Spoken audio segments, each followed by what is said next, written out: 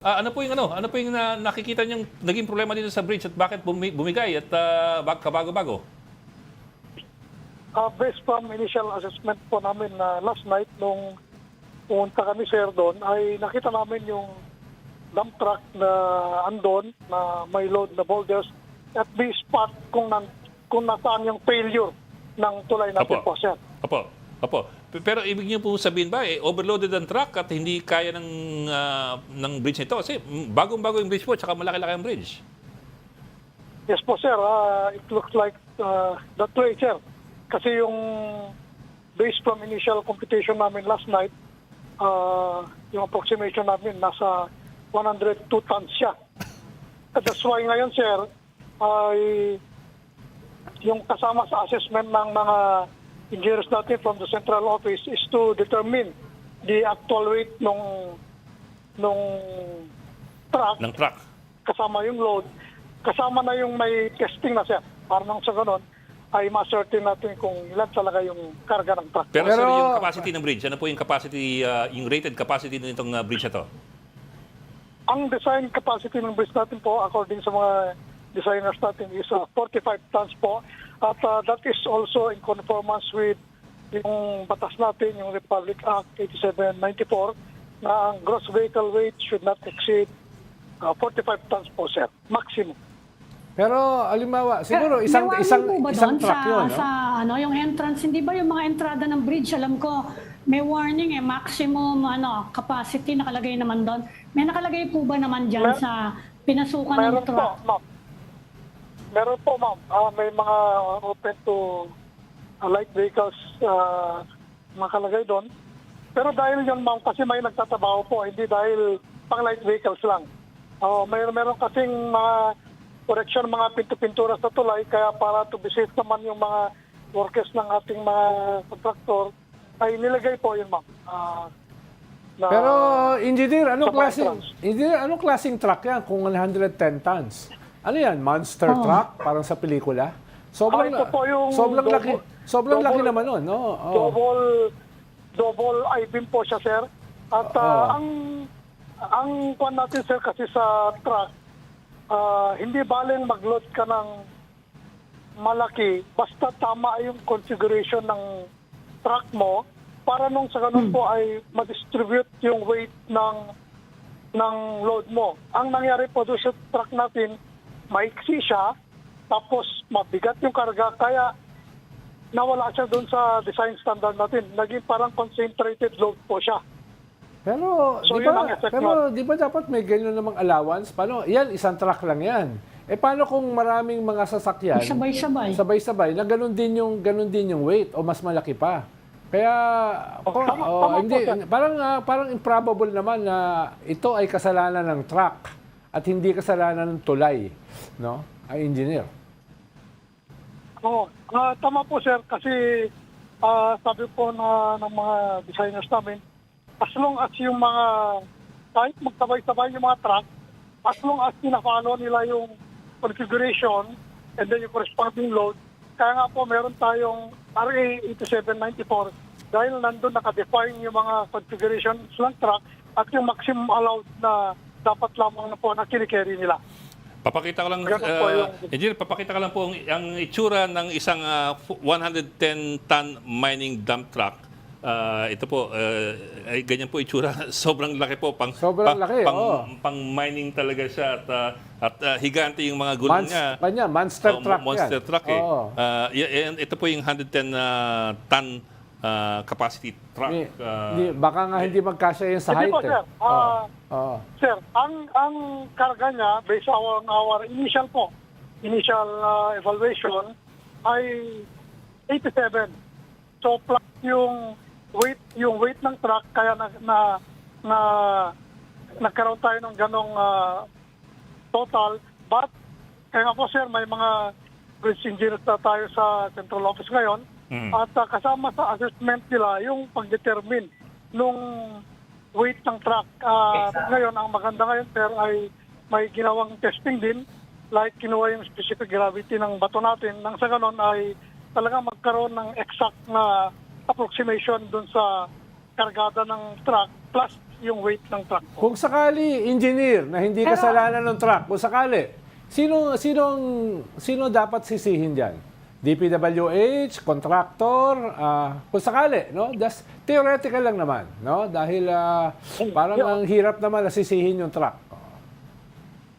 Opo sir, nasa early stage pa lang po tayo ng ating assessment.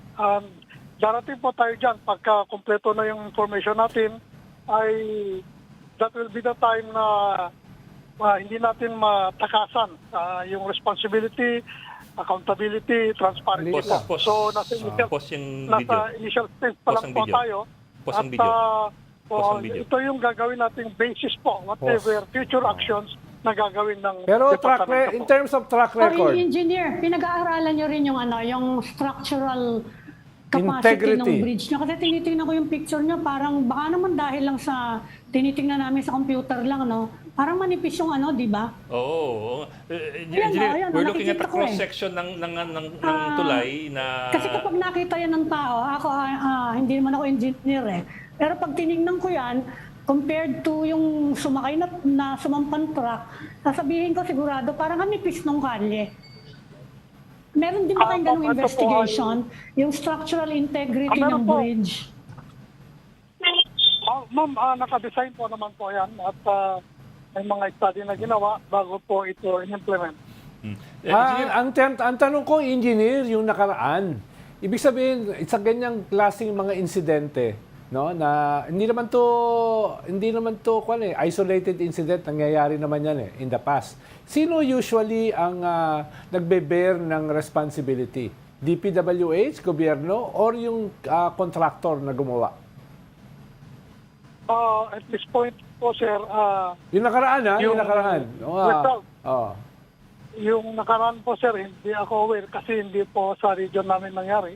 Mm. So, I can only speak of what I know. But ngayon, sa situation namin sa Region 2, we'll come up kung ano po yung next step na gagawin ng department after all data, information are being collected po, sir. Engineer, I don't know if you have the data, Director, pero sino do we... po yung contractor ng bridge? Come again Sino po yung ma'am. contractor ng bridge? Ang contractor po, ma'am, is RB Interior Junior Construction po. Mhm. So local yun, local. Tapos, gaano Local po, katagal po ma'am. sa tingin nyo, sa Local na nakikita AAA natin po. ngayon, naputol gaano katagal po kaya ang magiging repair niyan bago madaanan uli? Kasi kabubukas lang, 1 month pa lang yung bridge. So it will depend, ma'am, kung kailan i-release yung repair niya po. Mhm. Engineer, I don't know if you have the data, pero more or less, gaano kakapal po ang kalsadang yan, yung surface ng bridge, kumbaga? Gaano kakapal siya in total? Come again, sir. Gano'ng kakapal yung Yung tulay mismo, yung daanan, yung slab niya po? Yung slab. Yung kapal. Yes, sir. Yung thickness, sir. Yung 23 thickness. centimeter po. 23 centimeter. 23 Yung centimeters. kapal ng slab Di natin. ba medyo manipis Opo. yun Yan ang information na nakuha ko. Opo. At 23 centimeters, that's not even 1 foot. Kasi 30 centimeters is Yes. 1 foot eh. Hindi ho pa medyo manipis ngayon. Oh, Kasi, reinforced naman po ito, sir. Highly reinforced oh, naman po. kasi nakita nga namin po yung cross-section ng tulay na bumagsak. Oo, Kita namin manipis yan siya. eh. Tingin ko Medyo manipis manipis eh. tingnan eh. Of course, we're not engineers. We don't presume to know Yes. kung ano yung structural integrity niya ng ganong kanipis. Pero yung ganun po bang 24 centimeters, kumpiyansa po kayo na yung ganong klaseng kapal o Or nipis? standard ba yun? Sa standard Is ba? that a standard? Sa mga ginagawa Dumaan niyo- naman po. Para sa mga bridge. Dumaan po naman ito sa design. So it makes Ayan, safe manipis din nito. po siya. Mhm. Yeah. Kasi sir, I don't know if you're seeing the images we're Tingin ko seeing, lang, pero tingin ko lang. mukhang manipis eh. Hindi, pag sinabi kasing dumaan sa design, kung sakaling may ganong klaseng problema, yung nag-design na masisisi dyan. Mhm. Oo. That's true. So the contractor It will designed come the to that bridge. point, Ganun sir. po, engineer, Yung So- contractor po ang nag-design, Pero aprubahan niya ng Hindi po, sir. DPWH eh. Ma'am, hindi po. Hindi po, ma'am, DPWH. hindi po. DPWH So, yan. sino po ang nag-design? Sino po ang nag-design? DPWH yan. Oh. Hindi, iba yung Ang designer, nag-design iba yung po, contractor, for di us, I ba? know, Different contraction na ina-award eh. As far as I know, ma'am, because nalipat lang ako sa region to noong November 2024, consultant po ang nag-design based from information.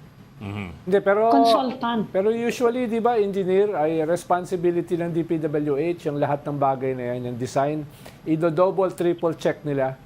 Di ba? Yes po, sir. Dumadaan po sa ganong proseso. Oo. Kahit po consultant, dadaan pa rin po sa Oo, designer. hindi yan decision ng consultant o ng contractor. Decision yan ng DPWH, bottom line. Ngayon, Yes po. Pero Kasi engineer, dumadaan pa rin kilala yung niyo po ba? testing and Nakalagay po ba evaluation. dyan kung sino yung consultant? Consultancy firm yon, tapos i-award dyan dun sa contractor. Eh. Sino po yung consultancy na yon? Yung, ma'am, bali naging dalawa yung consultant dito, according sa mga engineers na nakausap namin dito po. Opo. Sino po yon? Si, I think, Cañete and Abinales po. Cañete and Abinales. Abinares. Okay. Okay. Tatanong na lang natin Ako, later. Engineer, ako last question po. Mukha pong isang span na naman bumagsak, pero considering nga na bumagsak yung isang span, Na pare-pareho yung standards. do no? we need to look at the entire bridge? Yung buong kahabaan niya, kailangan bang inspeksyonin ngayon o sapat na yung papalitan lang yung bumagsak? Ano ho ba ang susunod dating proseso dyan? Yes po, tama po kayo, sir. Kasama yan sa mga recommendation ng mga bridge engineers natin na binabanggit nila na the whole integrity of the structure should be looked up into. Nang sa ganun ay matiyak na hindi na po maulit yung nangyari po, sir. Pero huling tanong na lang, engineer. Yung original price niyang project na yan is 600 million, no? Million. Yung natapos ay 1.25. So nadoble, no? Tapos merong retrofitting na 200 million. What happened? What happened? Bakit nadoble yung budget? Nadoble na nga yung budget, pero ganyan pa yung resulta. Based from information I gathered po, sir, yung original design kasi is mas maiksi. So, yung approaches niya o yung abutment niya ay tatama siya sa floodplain. Na magre-restrict po yung Tubig. pagpas ng tubig, mababa po yung upstream. Babahain din. So from 720 meters, naging 990 po yung ating tulay po. So yun ang dahilan kung Pero bakit engineer, nag-increase yung cost. engineer, basic yun eh. Dapat from the very start, alam ng Consultancy, DPWH yan. dalawa consultant Oo, mo eh. kasi from the very start, alam nyo, dapat hindi tatama sa floodplain. Parang basic na na consideration. Sa simula pa lang. Bakit hindi na factor in yun? Medyo natawa ako ron. Engineer, meron bang penalty kapag ganyan dun sa contractor? Kung sakasakaling ang makita merong kasalanan yung contractor, anong penalty kung sakasakali? When after all the assessment po mga inspection na gagawin, so magkakaroon po tayo ng findings, recommendations, and base po doon ay doon natin makikita yung kung ano yung dahilan ng pagbagsak and yung accountability po, responsibility ng bawat isa will be determined po. Hindi po natin matakasan po yan. Okay. Maraming salamat for joining Storycon, Engineer Matayas Malenab ng DPWH Region 2. Maraming salamat. Thank you, din po. sir. Salamat, engineer. Good Salamat, afternoon. engineer.